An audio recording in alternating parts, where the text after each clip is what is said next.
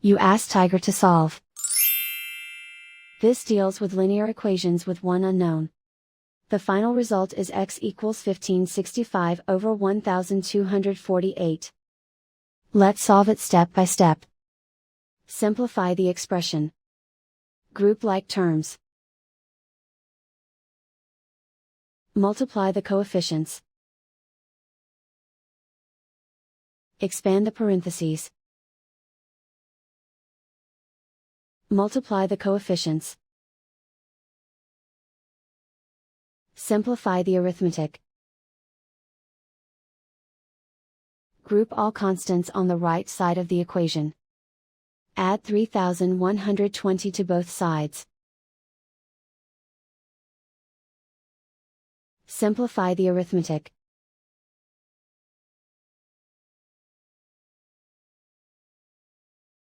Isolate the x. Divide both sides by 2496. Simplify the fraction. Find the greatest common factor of the numerator and denominator. Factor out and cancel the greatest common factor. And so the final result is x equals 1565 over 1248.